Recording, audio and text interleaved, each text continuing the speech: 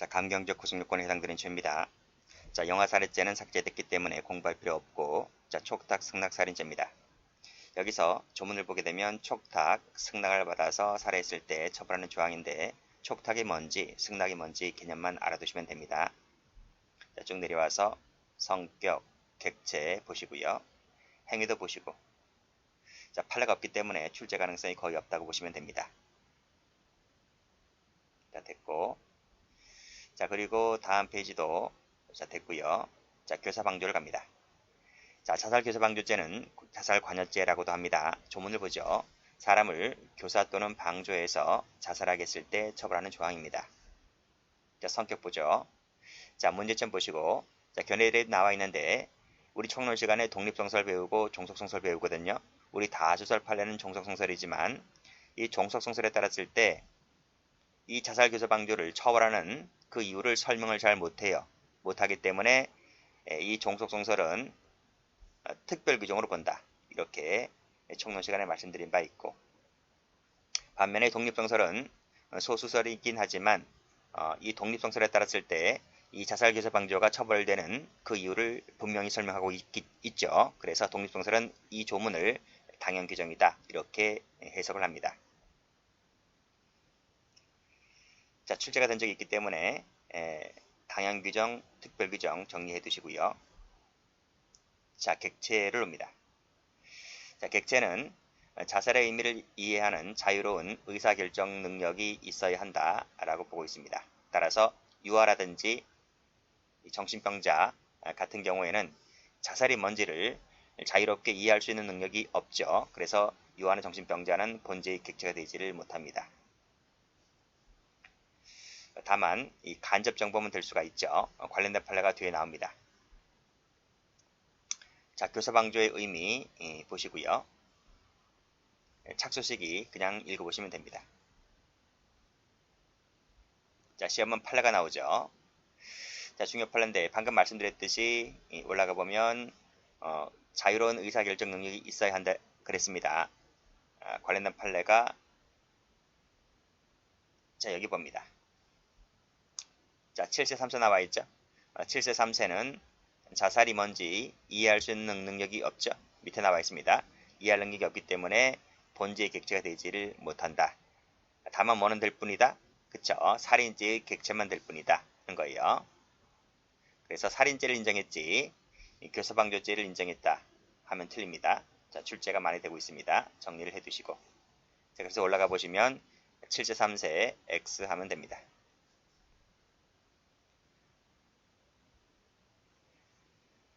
자, 그 밑에 자, 이 판례도 유명한 판례인데요. 자, 꺽쇠 1번을 봅니다. 자, 방조죄 나와 있죠. 방조의 개념이 뭔지 나와 있고요. 방법에는 총, 칼 등을 빌려주거나 조언, 격려 등을 한다거나 적극, 소극, 물질, 자, 정신적 동그라미, 정신적 방조도 가능하다는 내용의 판례입니다.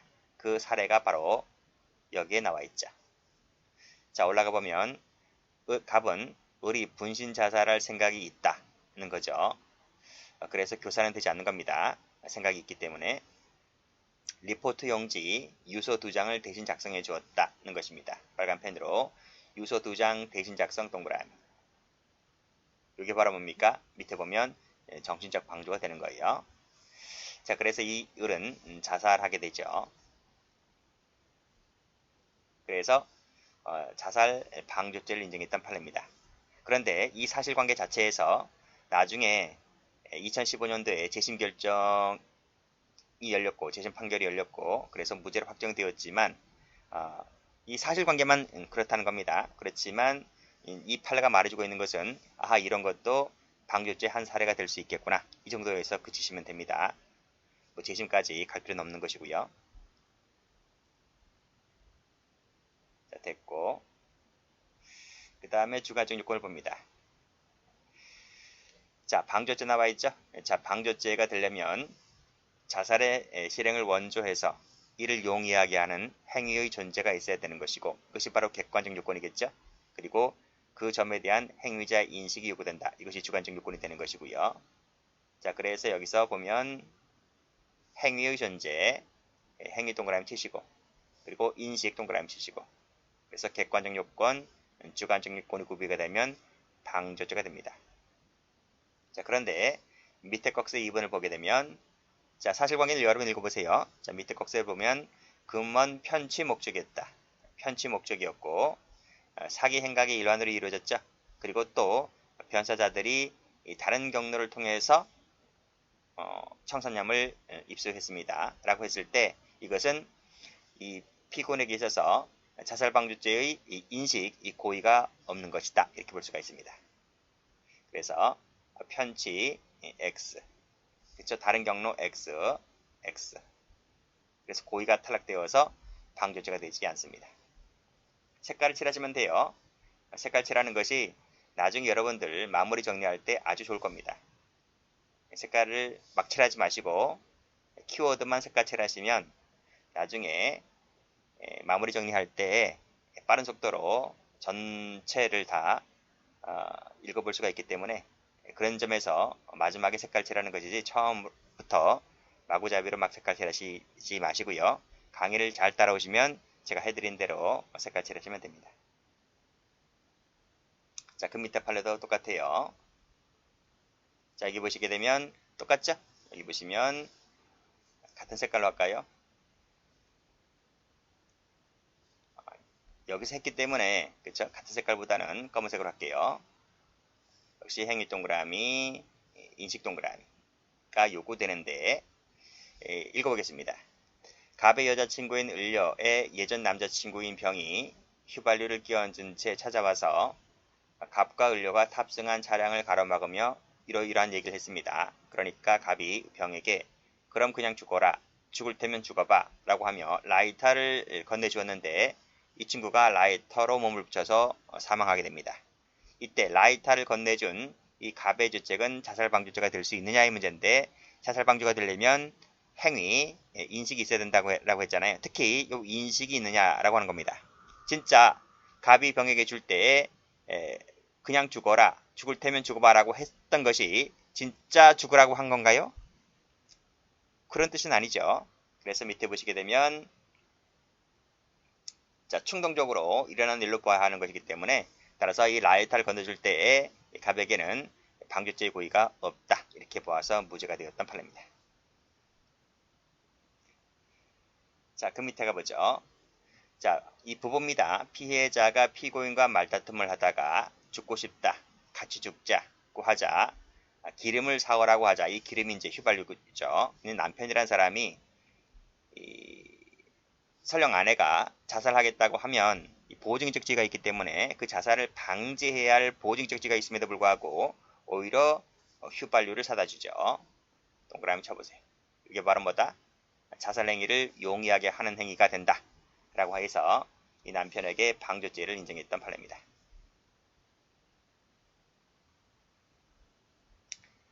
자, 합의동사 읽어보시고요. 합의동사는 합의정사라고도 하는데 최근에 몇 년 전부터 자꾸 뉴스 나오죠.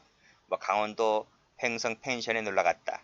뭐 강원도 강릉 펜션에 놀러갔다. 라고 해서 같이 그 피우고 죽죠. 죽는데 이제 생존자가 있습니다. 자꾸 뉴스 나오기 때문에 한번 옛날 책 꺼집어내서 넣어놨는데 참고로 보시면 되겠습니다.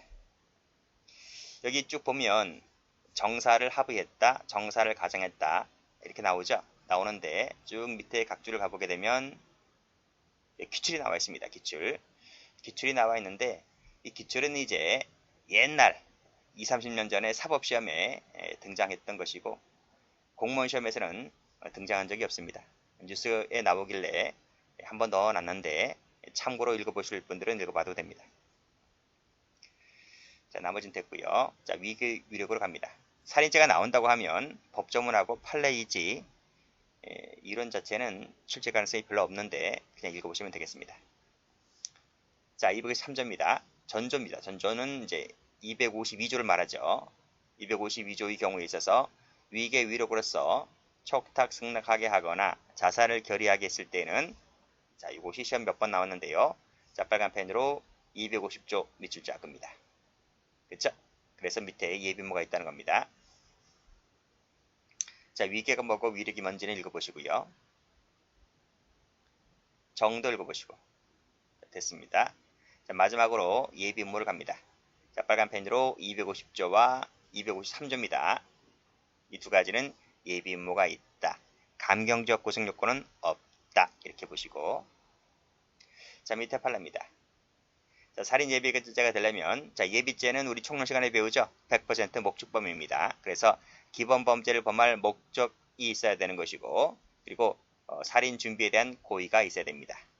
그래서 고의 있어야 되고, 당연히 고의를 초과하는 초과 주관적 구성 요건 요소로서 목적이 있어야 되는 것이고, 이 두 가지가 다 있을 때 예비가 됩니다.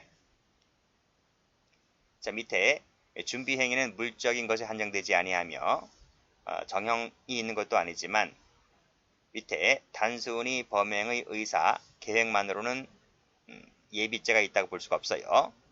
객관적으로 보았을 때 그것이 살인죄의 실현에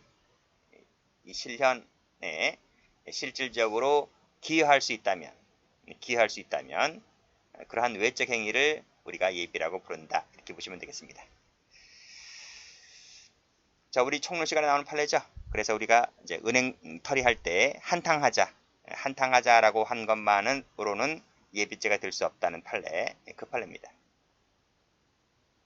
자, 밑에 보면, 자, 갑이 을을 살해하기 위해서 병정 등을 고용하죠. 요 살인 청부업자입니다. 이 살인 청부업자를 고용하고 대가 얼마 줄게, 5억 줄게, 10억 줄게, 이렇게 이 대가 지급을 약속했다고 했을 때 요 자체가 예비죄가 될 수 있다는 것이죠. 살인 청부업자를 고용하는 것이 총론 시간에 제가 뭐라고 했나요?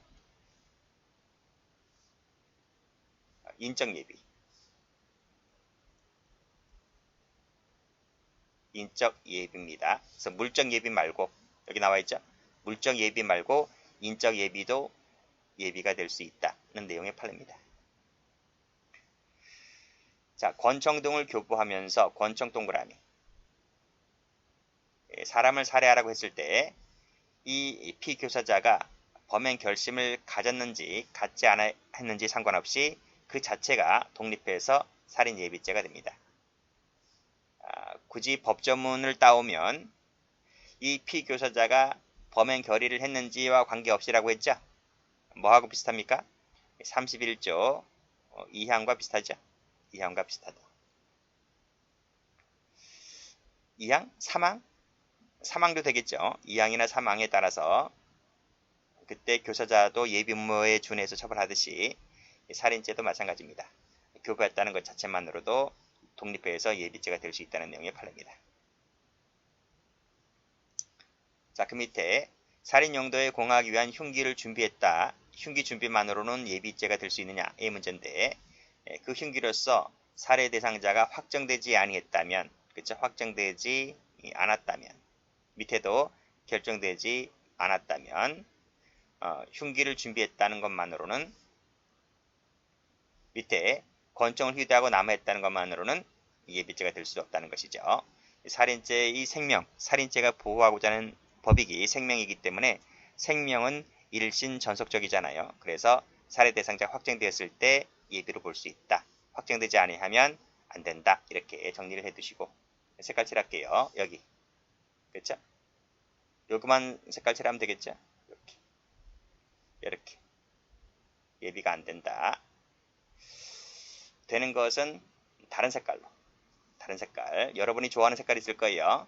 좋아하는 색깔을 가지고 이렇게 색깔 칠하시면 돼요. 그래서 색깔 칠하는 것도 일관성 있게 색깔 칠해야 됩니다. 그 다음도 뭐 되는 판례가 계속 나오잖아요. 그랬을 때 요 되는 판례를 하나 정했다면 그 색깔로만 쭉 칠하시고 안 되는 것은 안 되는 색깔로만 쭉 칠하시고 이렇게 보시면 돼요. 저는 이제 강의를 할 때 색깔을 막 주구난방 쓰겠지만 여러분만큼은 뭐다? 그렇게 고정된 색깔을 갖고 공부하시면 됩니다.